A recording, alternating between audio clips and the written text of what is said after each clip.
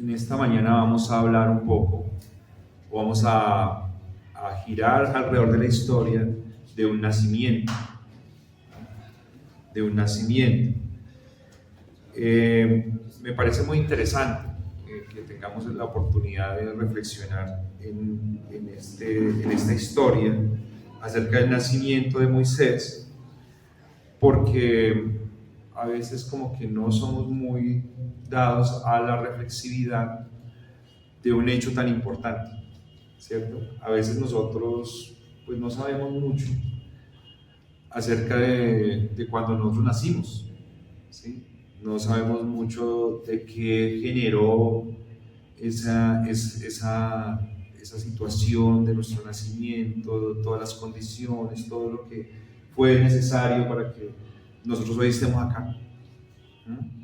No reflexionamos a través de eso. Un nacimiento es un comienzo de algo, ¿sí? Pero para que ese comienzo se dé, se tienen que gestionar una cantidad de condiciones que a veces, no, como dije hace un momento, no las tenemos en cuenta, ¿sí? No somos reflexivos en esa realidad que, claro, para nosotros ya sucedió hace mucho tiempo, probablemente, ¿sí?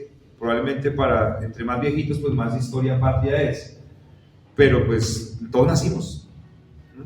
Por eso estamos acá. Entonces, tanto como es importante para nosotros nuestro nacimiento, o como son importantes los nacimientos cercanos, cuando nace un sobrinito, cuando nace un hermano, cuando nace un primo, un hijo, hay una revolución en el hogar, ¿sí? Todo el mundo tiene que ver con ese nacimiento. También en el Evangelio, los nacimientos son muy importantes, ¿sí? El nacimiento tiene mucho que ver con el Evangelio, ¿sí? Pudiéramos decir que el nacimiento tiene todo que ver con el Evangelio, ¿no? Porque para que nosotros podamos hoy estar hablando de un Salvador que murió por nuestros pecados, que resucitó, ¿sí? Que está a la diestra del Padre, que intercede por nosotros, ese Salvador nació, ¿no? Él nació. Y cuando hablamos de todos los personajes bíblicos que hemos estado estudiando, por ejemplo en la carta de Hebreos, capítulo 11, todos ellos, ¿qué? Nacieron, ¿sí? Tuvieron que nacer. Y claro, para nosotros podemos decir pues qué obviedad, obvio, tenían que nacer, ¿sí? Pero estamos hablando de el plan eterno de la redención del que nos hablan las Escrituras, ¿sí? ¿Y qué hubiese pasado si uno de ellos no hubiese nacido? ¿Qué hubiese pasado si no hubiese nacido Jesús, el Señor Jesucristo? ¿Qué hubiese pasado? ¿Sí? ¿Qué hubiese pasado si después de que Caín mató a Abel, se hubiese quedado sin descendencia Adán y Eva, o una descendencia que adorara a Dios? ¿Qué hubiese pasado? Se hubiese roto el eslabón, ¿no? Sin embargo, el hecho de que los hombres de fe, porque Hebreos nos habla de la fe, y de los hombres que recibieron el don de la fe, hubieran nacido, significa mucho para nosotros, ¿sí? Significa mucho en la Escritura, tiene una trascendencia tanto a nivel del plan macro del Señor, como a nivel de lo poco, de lo circunstancial. Es muy relevante. Y pues por eso hoy vamos a tener que estar charlando acerca de esas circunstancias que se tejen y que no tenemos nosotros, ¿sí? Yo les quiero contar una infidencia personal, y es que por la gracia del Señor, que es soberano y que maneja todas las circunstancias, a mi edad de 16 años, Dios me dio la oportunidad de tomar lugar de médico en la casa de mi madre y de participar de un parto de una niña que estaba allá, y se fueron a llamarle el médico para que pudiera asistir el parto, y resulta que se demoraron mucho y me tocó a mí asistir ese parto. Y fue una de las experiencias más intensas, más exquisitas, que mayor marca me dejaron en la vida, fue haber participado de ese nacimiento. Fue una marca increíble, ver cómo un ser sale de una barriguita, el ímpetu con el que nace, y cómo nosotros podemos decir: he aquí una nueva vida, ¿sí? He aquí un nuevo ser. O sea, el nacimiento es un milagro, y cuando uno participa de un nacimiento uno se da cuenta que es un milagro. Una vida que no existió comienza a existir, ¿sí? Una vida que hace 12 o 15 meses nadie la pensaba, nadie la tenía en mente, hoy está presente, ¿sí? El nacimiento es un milagro, y tiene, como yo les decía, mucho que ver con el Evangelio, ¿sí? Muchos hoy no están pudiendo nacer, ¿sí? Fueron concebidos y no nacieron, no tuvieron el privilegio de respirar el oxígeno exterior, no lo pudieron tener, ¿sí?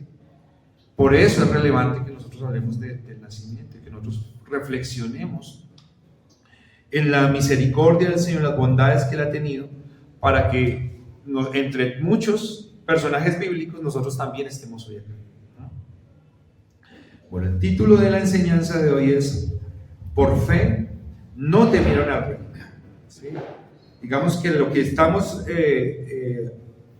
hablando alrededor del nacimiento, pues es la historia, pero pues el tema central que tenemos del texto nos va a hablar también de otras temáticas muy interesantes. Entonces vamos a leer, por favor, hermanos, en Hebreos capítulo 11, versículo 23. Hebreos capítulo 11, versículo 23. ¿Lo tenemos? Vamos a leer en voz alta, por favor.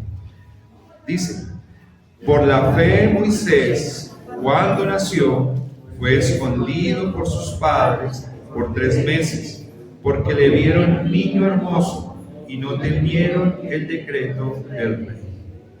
Muy bien. Entonces, el título de la enseñanza, ¿cómo es? ¿Ya lo aprendieron? Por fe no temieron al rey. Por fe no temieron al rey.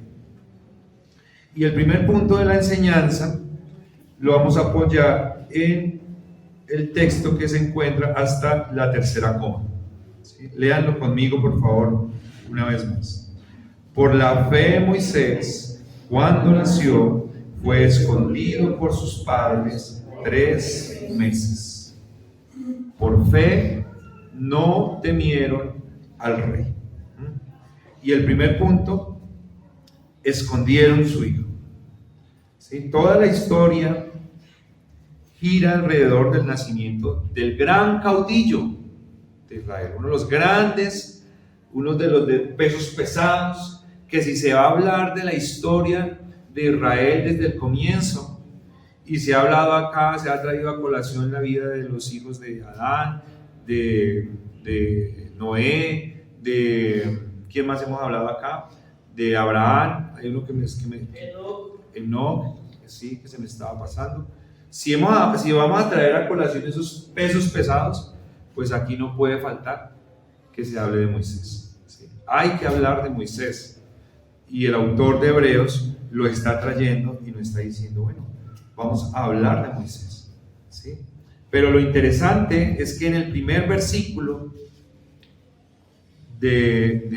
donde se va a mencionar la vida de Moisés, la fe de Moisés, ¿sí? Porque estamos hablando de la fe de Moisés, pues el texto no va a iniciar recalcando exactamente sobre él, sino va a estar recalcando acerca de su nacimiento y de las circunstancias que dieron lugar a que ese caudillo, que por medio del cual Dios operó unas obras milagrosas al cabo de producirse o nacer una nación, porque una nación nació a través del liderazgo de Moisés. También una nación fue destruida, y una de las más importantes de los tiempos, de esos tiempos, ¿no? Pero como decíamos ahora, para que ese caudillo ejerciera esas labores, él tuvo que nacer, ¿no? tuvo que nacer. Y se tuvieron que dar las condiciones requeridas, las condiciones necesarias para ese nacimiento. Sí, un bebé es un ser maravilloso, es un milagro, pero también requiere unas condiciones muy especiales para que pueda salir del vientre. Y aún después del vientre tiene unas condiciones muy, muy necesarias para que pueda crecer, ¿no? Entonces, acá nos va a decir esta primera parte del texto, nos va a decir que Moisés, para que pudiera nacer, en el momento histórico en el que él vivió, se tuvo que dar un suceso muy especial, que si no se hubiese dado, nosotros no pudiéramos hoy estar dedicando esta hora de predicación a hablar acerca de su vida, porque no estaría, ¿sí? Y es que él tuvo que ser escondido por sus padres por 3 meses, ¿sí? O sea, cuando él nació, tuvo que ser escondido por sus padres por 3 meses. O sus padres tuvieron que tener el valor de que él fuera dado a luz, y después de que él fue dado a luz, ser escondido, ¿sí? Porque se había dado un edicto real que había dicho que todo niño que fuera a nacer, si era varón, lo tenían que matar, ¿sí? El faraón estaba asustado, ¿sí? Porque se estaban multiplicando los hebreos. Acuérdense que llegaron alrededor de 70 a Egipto, pero habían pasado, la semana pasada quedamos en José, ¿no? Habían pasado 430 años después de la vida de José, y ya se habían convertido en una nación numerosa, importante. Y entonces Faraón dijo: no, necesitamos un plan de natalidad. Y el plan de natalidad es que los varones sean muertos y dejen a las niñas. Entonces, la familia tuvo que tomar unas decisiones para que este hombre pudiera nacer. Y si ustedes se fijan, mis queridos hermanos, aquí cuando habla de la fe, por la fe Moisés nació, o por la fe Moisés al nacer, se requirió de la fe que Dios dio. Pero aquí no estamos hablando de la fe que Dios le dio a Moisés, que claro que Dios le dio fe, sino estamos hablando de una fe que fue imperante y necesaria y aportante para que la vida de Moisés pudiera darse y pudiera crecer. Y fue la fe que Dios le dio ¿a quién? ¿Qué dice el texto? A sus padres. Por la fe Moisés, cuando nació, fue escondido por sus padres. Eso es muy importante, hermanos, porque el edicto real posiblemente traería unas consecuencias a quien no cumpliera las órdenes, ¿sí? Éxodo 1 nos está contando que el rey estaba azotando el pueblo, que el rey estaba hostigando el pueblo, que el rey le estaba imponiendo duras cargas al pueblo, que el rey les estaba poniendo trabajos y los estaba fastidiando. Y ellos, el papá y la mamá deciden: no, vamos a recibir a este niño, lo vamos a tener, vamos a sufrir las consecuencias, pero lo vamos a tener, ¿sí? No sabemos cuáles sean las consecuencias, porque la Biblia no nos dice si habían algunas consecuencias, solo nos habla del edicto real, pero lo más probable era que las debía haber.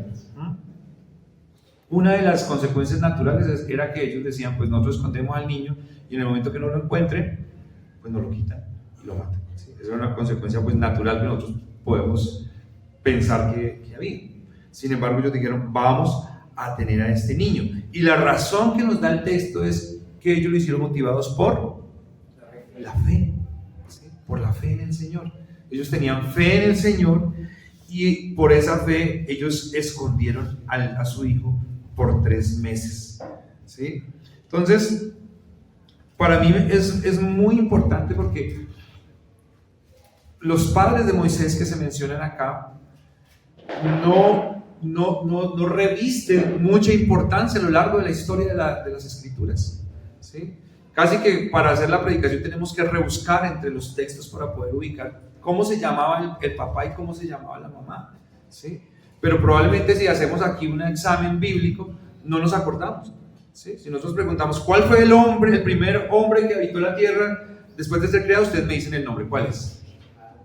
Adán, ¿sí? ¿Cómo se llamaba su esposa? Eva. ¿Quién subió al arca? Noé. Excelente, ¿sí? ¿Cómo se llamaba el papá de Moisés y la mamá? Corchados, ¿sí? Corchados. El papá de Moisés se llamaba Amram y la mamá se llamaba Jocabed, ¿sí? Amram y Jocabed, los padres de Moisés. Personajes bíblicos que no revisten mayor relevancia en la historia bíblica, ¿sí? Según nosotros, pero que si ellos no hubiesen tenido fe y no hubiesen puesto ese grano de arena, pues no podríamos estar hablando hoy de Moisés, ¿no? Amram y Jocabed son representantes de todo ese pueblo de Dios silencioso, ¿sí? Que posiblemente que no aparece en las Escrituras y que no aparecerá, pero que no cabe duda de que ha sido pueblo de Dios y que ha sido un pueblo de Dios que ha recibido la fe del Señor, ¿sí? Que eso es importante, mis queridos hermanos, y ahorita más adelante vamos a hablar un poco de esto, pero esto es muy necesario que nosotros lo recalquemos, porque hoy en día muchos nos estamos haciendo cristianos y nos estamos involucrando en las cosas de Dios con un anhelo de ser vistos, ¿sí? Y de tener importancia y de que el mundo nos reconozca y que la gente conozca nuestro nombre, ¿sí? Y de poder tener un estatus en medio del pueblo de Dios. Pero Amram y Jocabed son representantes de todos nosotros que lo más probable es que en nuestra historia pasaremos por acá como personajes que tuvimos fe y hicimos lo que Dios nos permitió hacer para Él, pero ya, no más. Esa es la historia del papá. Cuando Dios se presenta a Moisés en Éxodo capítulo 6, si no estoy mal, no lo guardé acá, pero cuando Dios empieza a revelar a Moisés, lo primero que cuando Moisés dice, bueno, ¿y quién eres? Sí, ¿yo con quién estoy hablando? Él dice, yo soy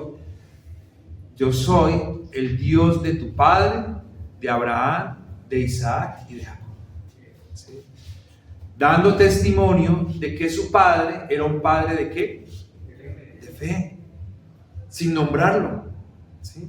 Sin mencionarlo, pero Amram era un hombre que tenía la fe, había recibido el don de la fe, era un hombre que tenía las convicciones en las promesas que Dios había dado y en el plan que Dios había estructurado y en el Dios en el que habían creído Abraham, Isaac y Jacob. Y esa es la carta de presentación. ¿Quién eres? No te conozco. Cuando se presentó frente a la zarza, ¿quién eres? ¿Sí? ¿Qué es esto tan raro? Y la carta de presentación que tiene Dios es una carta como las que usamos hoy en día, como cuando ustedes van a un trabajo y le dicen tráigame la recomendación del trabajo anterior en el que usted estuvo. Cuando ustedes están pidiendo un préstamo o un crédito, le dicen deme 3 referencias familiares y deme una referencia personal, ¿sí? ¿Usted conoce a fulano? ¿Sí? Porque si alguien puede dar referencia y alguien que sea conocido, eso me da confianza, ¿cierto? Entonces, cuando nosotros llegamos donde alguien y no lo conocemos, decimos, pero tenemos un conocido en común que es fulanito.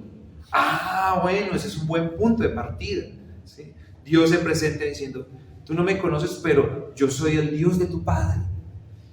Y si tú confías en tu Padre, Él confió en mí. Y es una buena razón, un buen punto de anclaje para que nosotros empecemos a caminar.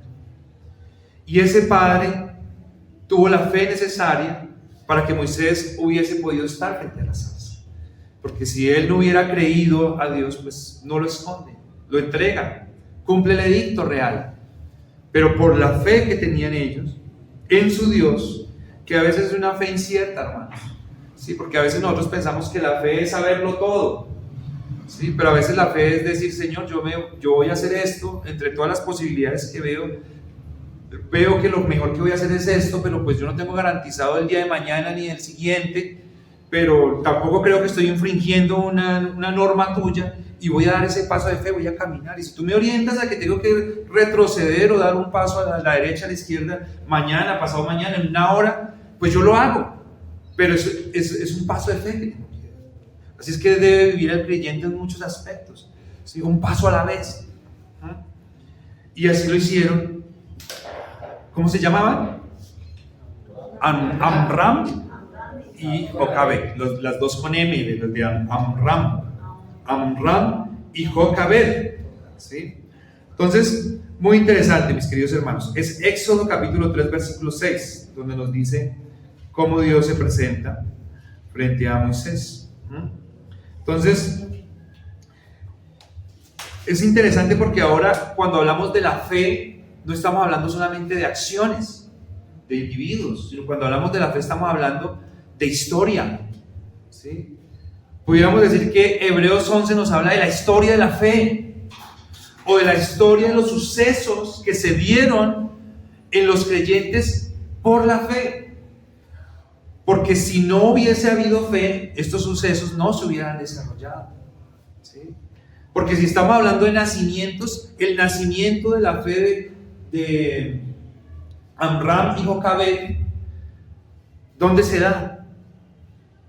¿Sí? En la eternidad, ¿sí? Dios en su plan eterno estructura un plan que se empieza a desarrollar, y ellos creen en el Dios de sus padres, ¿cierto? Y entonces esa fe no es una fe momentánea, no es una fe como oxigenada, como humo que apareció y la absorbí, no. Esa fe se estructura en sus padres, en José, que fue el que salvó esa nación, ¿sí? Porque si José no hubiera salvado esa nación, el pueblo no hubiera llegado ahí, no estaría. Pero para que José estuviera, tenía que Dios haberle dado hijos a Raquel que no podía. Y para que eso hubiese sucedido, tenía que haber Jacob engañado a su hermano y haber tenido que llegar a donde su tío Labán. Y toda esa es la historia de la fe, que no se hubiera podido desarrollarse si Dios no les hubiera dado fe a cada uno de estos que han puesto su aporte. Entonces, es muy interesante. Y aún aquellos que era un aporte que fue minúsculo, que no se ve mucho en la historia, también contribuye y hace parte del plan de redención, hace parte del plan de salvación. Y nosotros, hermanos, debemos fascinarnos en eso, ¿sí? Fascinarnos en eso, porque hay detalles mínimos que no se cuentan, ¿sí? Detalles mínimos que no se cuentan en la historia, pero que Dios tuvo que aportarlos para que la historia continúe, ¿sí? En el nacimiento del niño que yo conocí, su nacimiento, él nació con el cordón umbilical enredado al cuello y morado, ¿sí? Y fue quitarle eso y esperó unos segunditos y al niño le cambió el color del rostro, ¿sí? Los labios completamente morados. O sea, ese niño hubiera podido nacer muerto, y cualquiera de estas personas hubiera podido no nacer por una situación de un segundo, por una cuestión de un centímetro, por una cuestión de un momento. Pero debemos fascinarnos en que Dios ha provisto las circunstancias más detalladas para que la historia continúe, para que el plan de redención se desarrolle. ¿Les fascina eso, hermanos? A mí me fascina. Éxodo capítulo 2, versículo 1 dice: un varón de la familia de Leví fue y tomó por mujer una hija de Leví, la que concibió y dio a luz un hijo, y viéndole que era hermoso, le tuvo escondido 3 meses. Números 26:59 dice: La mujer de Amram se llamó Jocabed, hija de Leví, que le nació a Leví en Egipto. Esta dio a luz a Amram, a Aarón y a Moisés y a María, su hermana. Es decir, que Moisés tuvo dos hermanos. La hermana mayor era María, pero el edicto real se dio fue en el momento en que iba a nacer Moisés. Los otros dos hermanos como que se salvaron, porque la idea era matar a los bebés. Hechos 7:20. En aquel mismo tiempo nació Moisés y fue agradable a Dios y fue criado 3 meses en la casa de su padre. Vamos a la siguiente parte del versículo, hermanos, que está en el versículo 23 después de la tercera coma. 11:23. Dice: porque le vieron niño hermoso. Por la fe Moisés, cuando nació, fue escondido por sus padres por 3 meses, porque le vieron niño hermoso. Interesante es la referencia que nos da la Escritura acerca de la razón motivante de los padres para salvar a su bebé. Yo les pregunto una cosa y ustedes respóndanme con toda sinceridad. ¿Sí? No, la pregunta, no me preocupe, que no es si su hijo nació lindo o no. No, eso no es. ¿Sí? Porque ustedes saben que tenemos una estructura sobre ese tema. No, la pregunta es: ¿ustedes creen que los papás de los demás niños no los vieron hermosos? ¿Cierto? Por lo menos para los papás. Uno tiene de consuelo, ¿sí?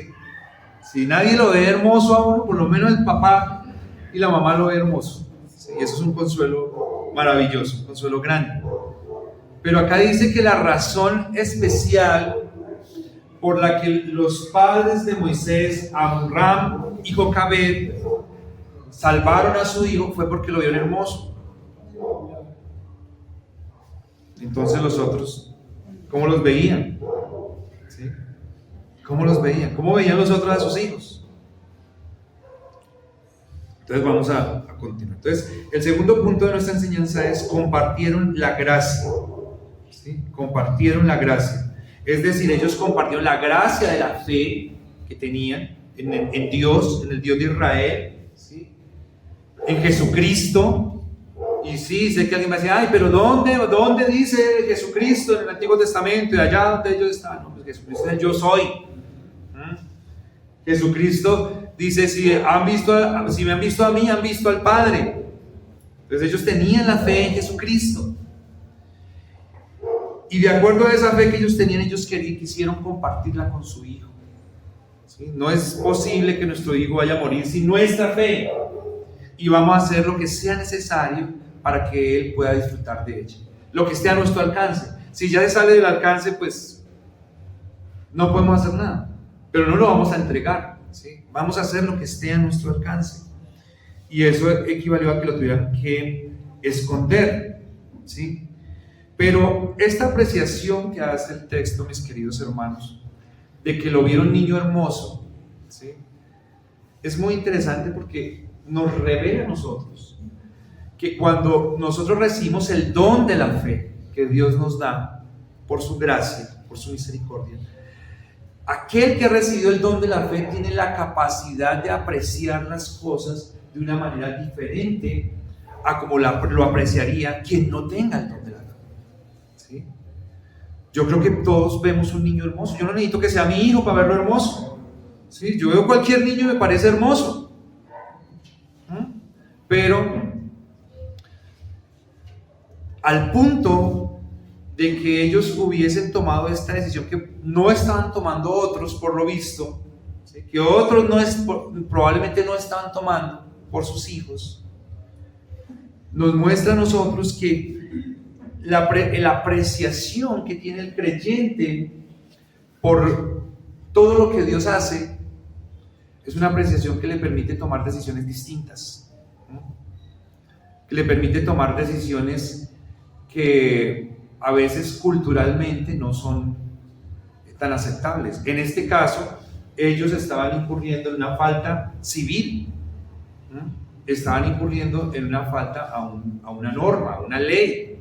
¿Sí? Estaban faltando a la ley. Eso no es de este momento, esto no es de 2500 años antes de Cristo, esto es ahora estaba de moda en China, que solamente permitía que naciera un niño en la familia, y así lo hacen.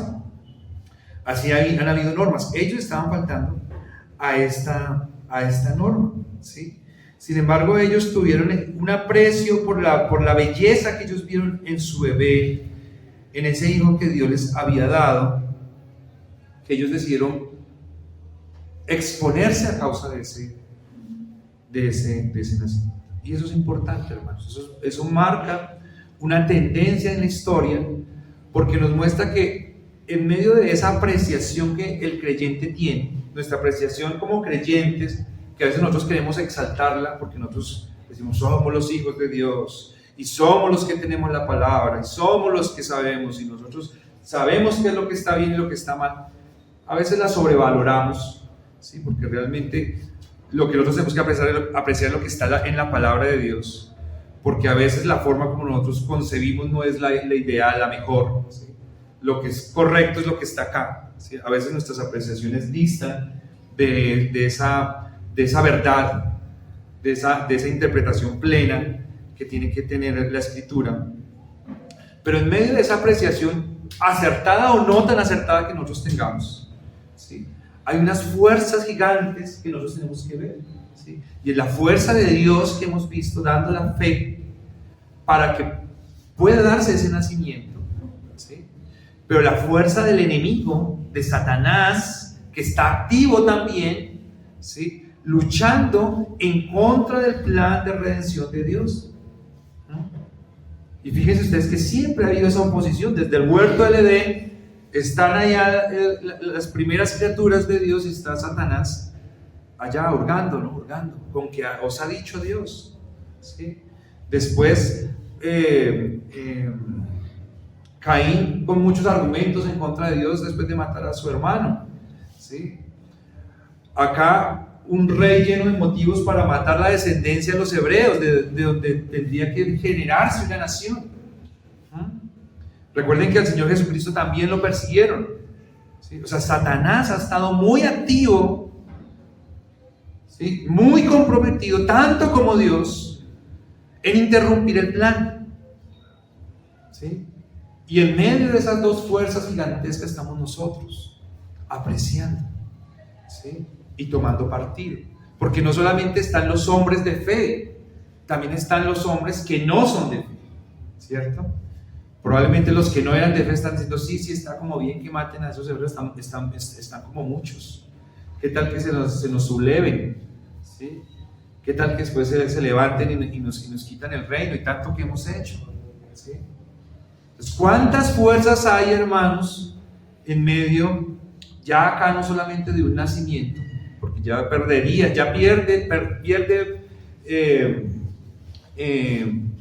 fuerza el nacimiento, porque ya estamos viendo el plan, ¿sí? El plan completo, el plan macro, el plan de redención, el plan de Dios, la historia de la redención que se tiene que desarrollar para que Dios cumpla con sus propósitos de salvación a todos los escogidos, a todos los que Él ha escogido desde antes de la fundación del mundo, ¿sí? Entonces, me llama mucho la atención, Dios de una manera plenipotenciaria propone y usa todos sus recursos para que el plan se dé, ¿sí? ¿Y qué puede obstaculizar que Dios cumpla con el plan? ¿Hay algo que pueda obstaculizar que Dios cumpla sus propósitos? ¿Que lo que Él se ha propuesto se lleve a cabo? No lo hay, ¿sí? No lo hay, ¿sí? Nosotros lo sabemos por la Escritura. ¿Ustedes creen que Satanás no lo sabe?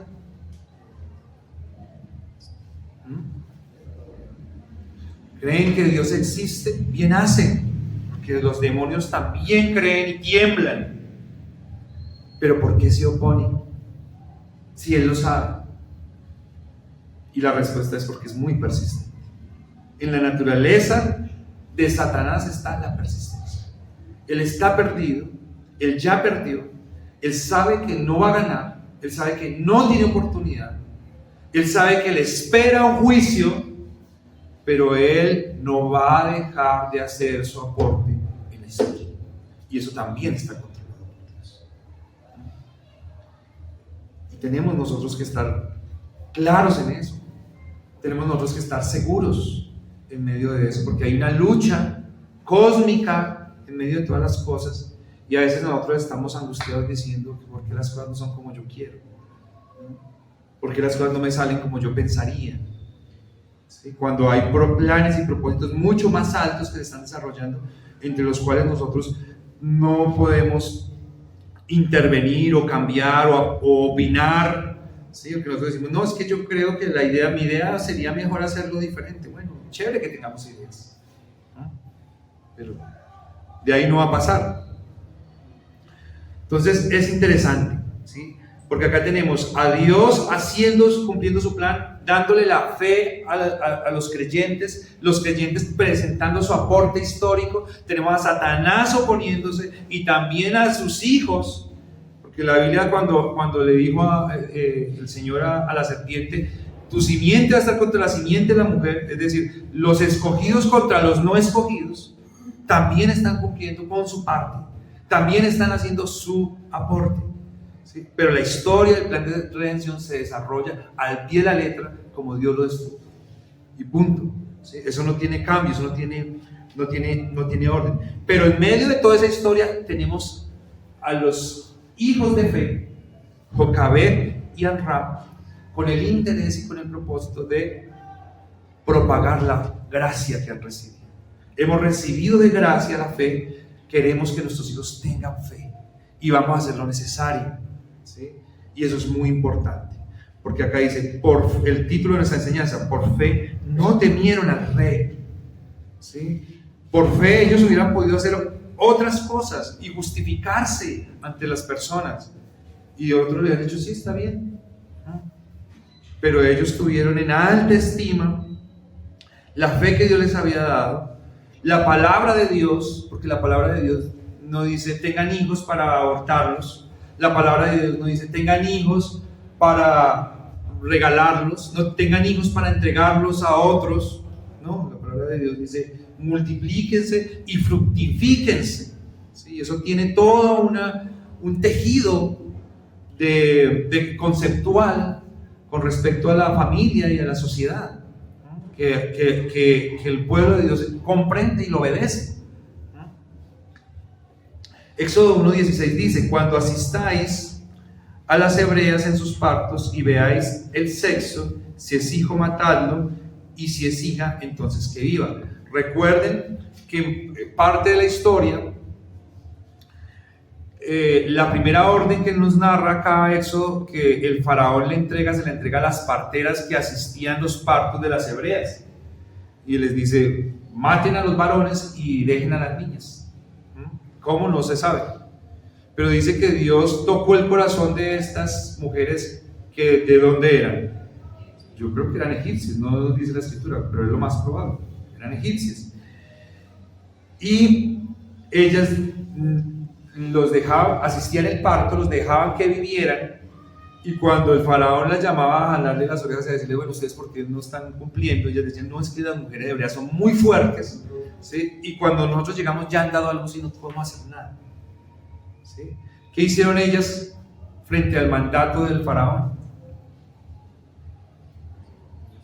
Lo desobedecieron, lo desatendieron.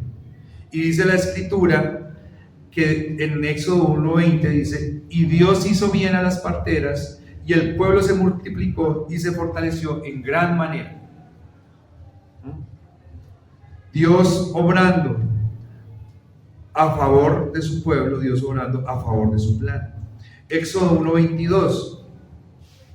Entonces Faraón mandó a todo su pueblo diciendo, echad al río a todo hijo que nazca y a toda hija preservar la vida. Es decir, como no le funcionó lo de las parteras, entonces le dio la orden a todo el pueblo.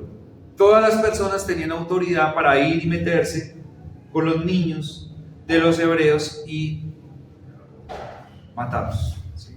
Tirarlos al río, ¿sí? Entonces esto es muy interesante. Subrayen esto, echar al río, ¿sí? echar al rey. Subrayen esto que ahora lo vamos a mirar un poco sobre eso. Entonces, por fe no temieron al rey, ¿sí? ¿Y cómo hicieron no temiendo al rey? Escondieron a su hijo, compartieron la gracia de la fe con su hijo, ¿sí? Y el tercer punto de nuestra enseñanza en esta mañana es: enfrentaron con valentía. Enfrentaron con valentía. Por la fe no temieron al rey y lo enfrentaron con valentía. La última parte del versículo dice: y no temieron el decreto del rey. Entonces, para poder proseguir en este punto tenemos que definir la palabra temor, ¿sí? Que acá nosotros lo estamos enfrentando con una orden que está entregando una autoridad, ¿sí? Y dice que no temieron al rey, o no temieron a la orden, o no temieron al decreto, ¿sí? Para nosotros en el español tenemos ese término muy amarrado frente a unas emociones, ¿sí? Pero acá nos está diciendo que el temor tiene que ver también con acciones, ¿sí? Con la acción. Este mismo versículo, este mismo término en griego se va a utilizar en Efesios capítulo 5 versículo 21, ¿sí? Efesios 5, 21, debe estar por ahí, no, Efesios 5, 33, ¿sí? Que dice que las mujeres deben respetar a sus maridos, ¿sí? La mujer respete a su marido.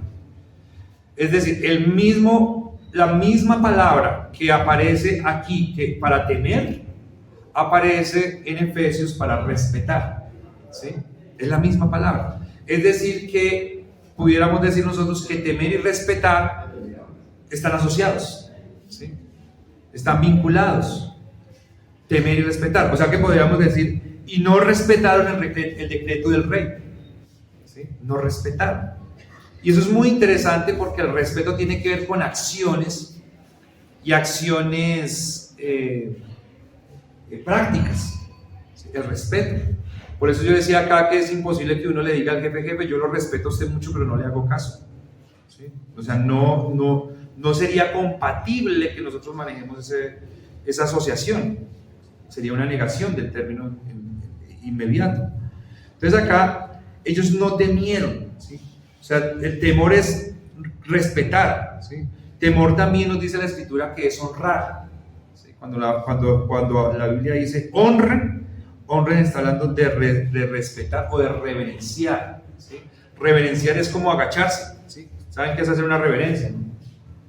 Sí, eso es una reverencia, es decir, como darle el paso a la persona, darle el lugar, ¿sí? Como achicarse un poco y permitir que esa persona crezca, se desarrolle. Eso es muy importante que nosotros lo pensemos, hermanos, porque es que hoy en día estamos muy cortos de algo que todo el mundo da por sentado, ¿sí? Todo el mundo hoy en día habla de educación, todos hablamos de educación, ¿sí? Todos discriminamos a una persona X o Y porque es más o menos educada, pero en realidad es lo que menos enseña, ¿sí? Hoy en día a nuestros hijos poco le enseñamos a ser educados, a honrar. El término respeto lo tenemos relegado simplemente a no decirle una grosería a una persona, o no ofenderla, no hacerle una zancadilla. Cuando respeto tiene que ver con acciones prácticas, con acciones del día a día, que es de darse, ¿sí? De darle la palabra, de darle el lugar, de darle el honor, de darle el reconocimiento. Eso es respeto, ¿sí? Nosotros decimos, yo respeto solamente con que yo no le eche la madre a usted es respetado por mí, ¿sí? Y estamos mal en ese sentido, ¿sí? A nosotros nos incomoda cuando alguien nos saluda, pero a veces no le enseñamos a nuestros hijos a saludar, ¿sí? O no le enseñamos a saludar a nuestros hijos adecuadamente, ¿sí? No es hola, no, ¿sí? Buenos días, buenas tardes, ¿cómo está, señor fulanito, señora? ¿Sí? No lo enseñamos, lo damos por sentado, ¿sí? La gente se educa por ósmosis, pero no enseñamos a nuestras familias, no nos educamos nosotros y no educamos a otros. Entonces acá dice, no respetaron, no temieron, ¿sí? No actuaron a favor de el decreto del rey. Ellos no le hicieron nada al rey, ellos no fueron a echarle la abuelita al rey, ¿sí? Ellos no fueron a patearle la puerta ya al rey, al faraón, ¿sí? Nada de eso. Simplemente en su fuero personal ellos tomaron la decisión de faltarle al respeto, ¿sí? Es decir, de no obedecer, de no hacer lo que tenían que hacer. Entonces, ya definiendo lo que es la palabra temor en este texto, pues nosotros acá vamos a tener un problema, ¿sí? Y el problema tiene que ver con el texto que aprendieron ellos hoy, ¿sí? Sométanse toda persona a toda autoridad, ¿sí? O a las autoridades superiores. Ayuda porque yo no me lo aprendí. Superiores, porque toda autoridad, porque no hay autoridad que no sea puesta por Dios, y las que hay por Dios han sido establecidas. Entonces, la Biblia nos enseña a nosotros a que nosotros debemos sujetarnos. Este texto dice una palabra más fuerte que nos gusta menos: someternos, en Romanos, a las autoridades, ¿sí?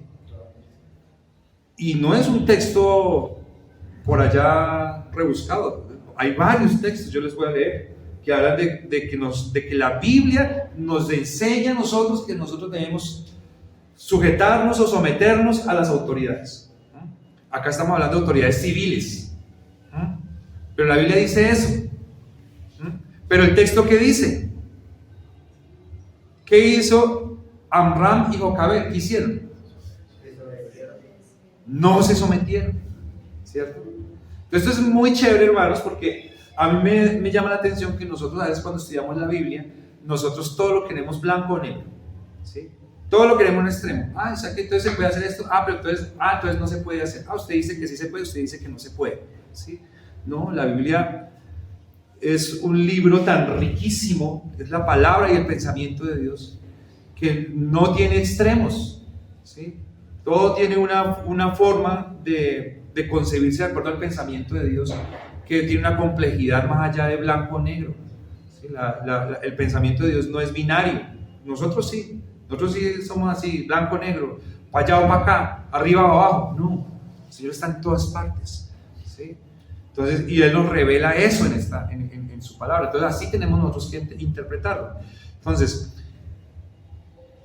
acá tenemos en Romanos a Pablo escribiéndole a la iglesia en Roma, que están siendo gobernados por unos emperadores terribles, ¿sí? Terribles, o sea, perseguidores terriblemente, ¿sí?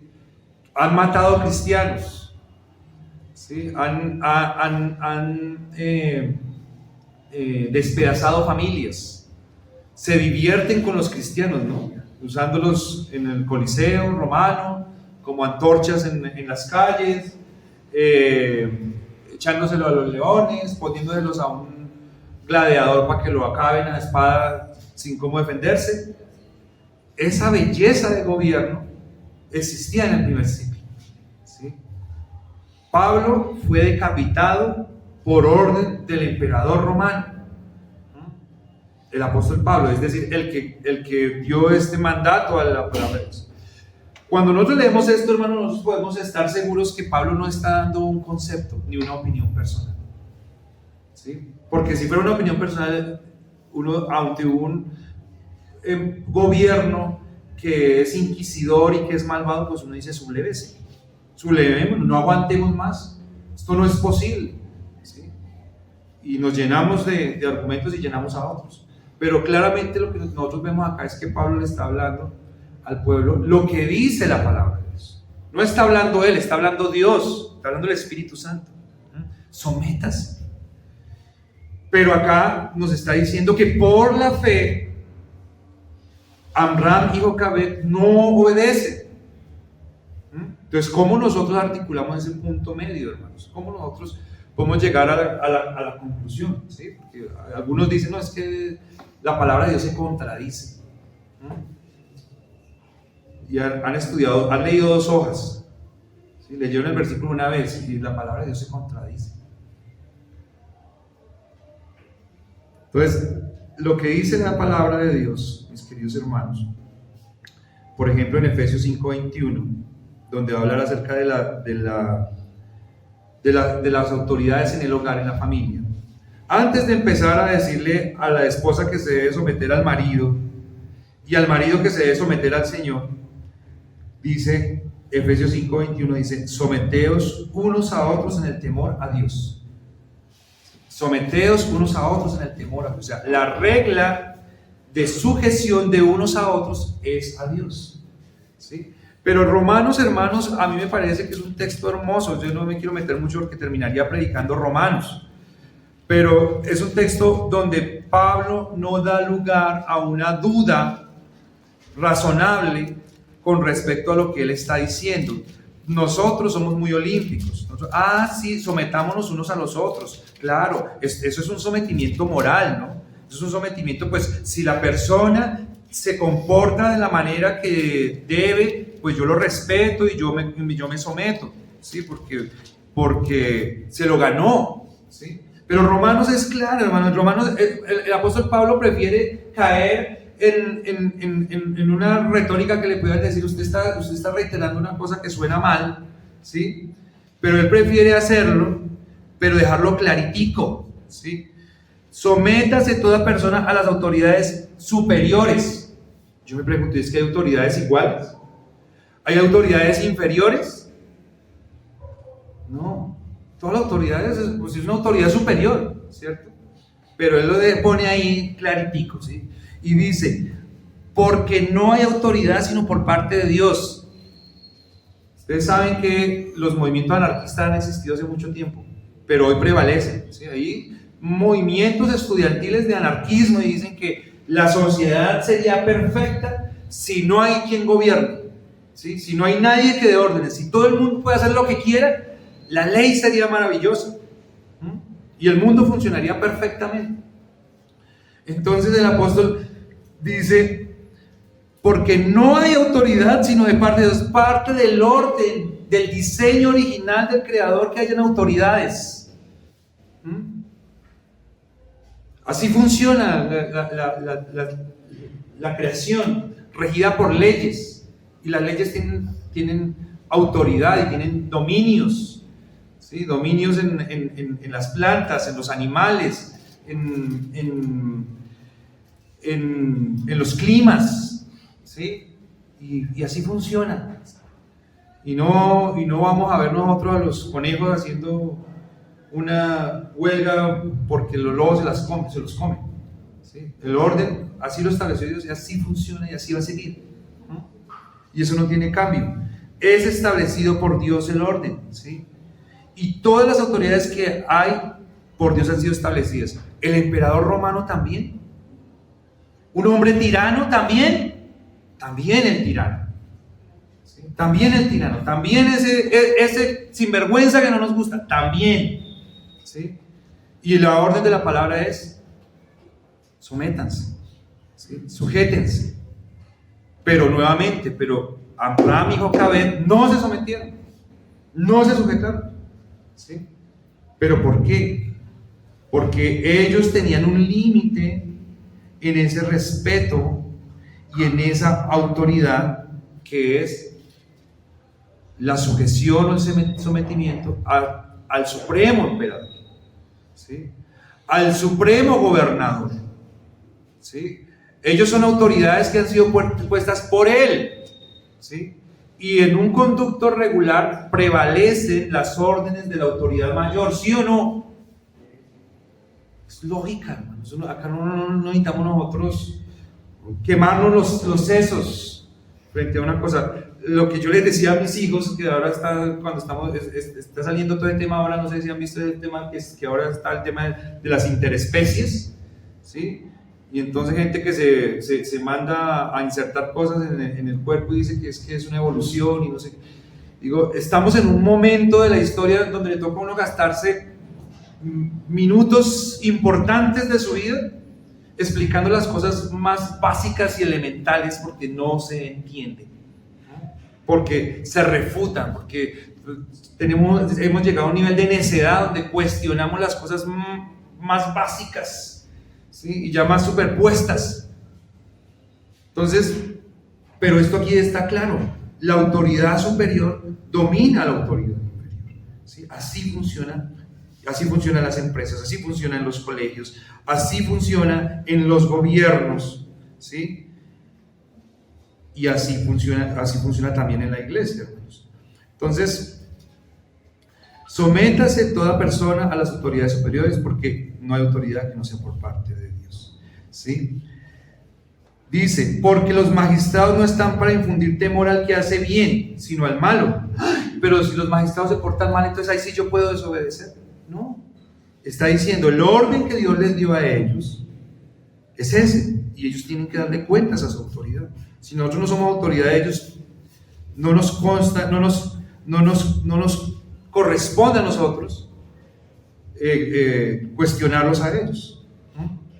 Entonces, ellos sabían que tenían una línea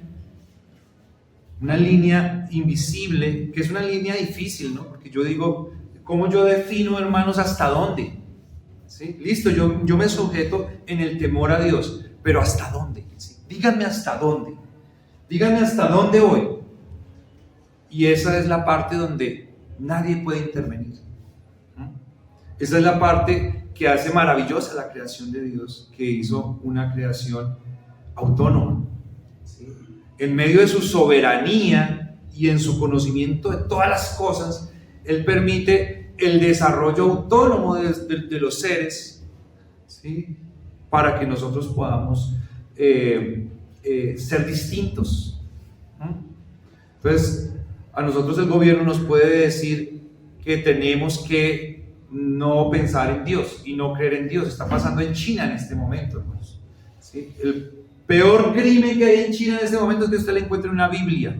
Si usted le encuentra una Biblia, lo llevan preso con toda su familia. Ayer vi un artículo de un asunto que sucedió en Corea del Norte en el año 2009, pero que no se había conocido antes, pues porque ustedes saben que los medios de comunicación están completamente vetados. Un niño de 12 años que fue condenado a cadena perpetua por tener una Biblia. O sea, es una cosa terrible, ¿sí? Pero aún así, hermanos, a nosotros no nos pueden quitar lo que pensamos, ¿sí? Lo que creemos, lo que confesamos. Nadie nos lo puede quitar, ¿sí? Nadie nos lo puede prohibir. Ese es un fuero nuestro, ¿sí? Por eso nadie nos puede decir hasta dónde vamos, hasta dónde no. Por eso nosotros tenemos que ir al Señor, ir a la palabra y saber hasta dónde. Entonces yo veo que hay mucha gente resentida con las autoridades hoy en día. Me duele mucho que yo veo personas que están dedicadas tiempo completo a hablar en contra de los pastores, a hablar en contra de los templos, pero es que es tiempo completo, o sea, su vida dedicada a eso, y sacando versículos, y sacando cosas, hablando en contra de los pastores. O sea, nosotros somos lo peor, ¿sí? Si hay un ser horrendo en la vida, ese es el pastor, y se dedican a eso. Yo digo, bueno, o sea, sí es cierto que podemos ser lastimados por una persona, por una autoridad, podemos ser lastimados por algún familiar que fue un familiar que tenía algún dominio sobre nosotros y nos hizo daño.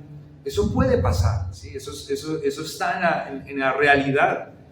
Pero no por eso nosotros entonces vamos a desestimar el sistema, que es un sistema natural provisto por Dios, ¿sí? Porque si nosotros desestimamos el sistema, estamos desestimando a Dios mismo. Entonces, anarquistas no, hermanos, ¿sí? Sujetos a la autoridad. Efesios dice, sométanse unos a otros, porque todos nos debemos sujeción, hermanos, porque la forma de que haya relaciones armoniosas en todas las estancias de la sociedad es en sujeción, ¿sí? El hijo se sujeta al padre, la esposa se sujeta al marido, pero el marido se tiene que sujetar a la esposa, ¿cierto? Porque si el marido no contribuye, la sujeción no se da, y la sujeción tiene que ser voluntaria, ¿sí? No impuesta, que es lo que quieren hacer las leyes hoy en día, ¿sí? Los hijos se sujetan al padre, pero ¿cómo se sujetan? ¿Sí? Si el padre es un padre maltratador, si es un padre irresponsable, si es un padre, ¿cómo se sujeta? ¿Sí? ¿Cómo se logra ese vínculo armonioso y que uno lo haga de una manera espontánea? ¿Sí? ¿Cómo uno quiere a sus autoridades o cómo uno se la va bien con el jefe? El jefe que es imponente, el jefe que no le rebaja a usted media, que está en la puerta verificándole medio segundo, pues tendrá fama de que es estricto, pero que pueda mantener los grupos, que pueda mantener las cosas funcionando, que la gente tenga un ambiente laboral adecuado, lo dudo, ¿sí? Lo dudo, y lo primero es que tendrá que ser perfecto ese jefe para que los otros que están debajo de él no le estén midiendo también al cálculo la mínima falla, porque donde falle, todo el mundo le viene encima, una cucharada de su propia mesa. Entonces, ¿la respuesta cuál es, mis queridos hermanos? Pues la respuesta es que nos debemos sujetar a las autoridades en Dios y no irnos a los extremos, ¿sí? Acuérdense que también hay un extremo que es el extremo reconstruccionista. Yo hablé acá un poco de eso hace algún tiempo. Los reconstruccionistas dicen que la iglesia debe hacer una incidencia directa y permanente en la sociedad, ¿sí? Que nosotros debemos levantarnos, y si es necesario en armas, tenemos que levantarnos en armas para generar un cambio en la sociedad. Pero eso no nos dice Pablo, ¿sí? Eso no nos dice Pedro.